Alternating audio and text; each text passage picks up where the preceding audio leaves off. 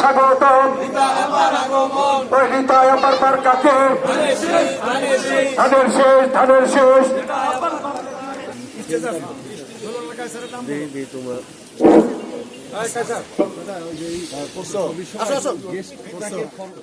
আমি অনুরোধ করব সবাই মিলে সম্মিলিতভাবে ঐক্যবদ্ধভাবে ধানের শীষে ভোট দিয়ে মানিকগঞ্জে সেই ধানের শীষকে আবার ফিরিয়ে এনে বিএনপি সরকার প্রতিষ্ঠিত করব।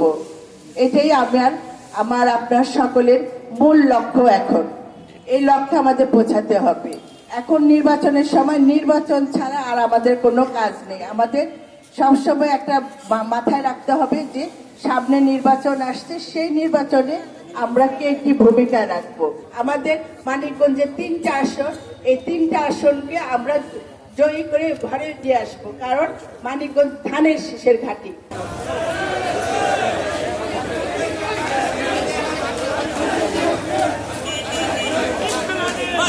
Vamos!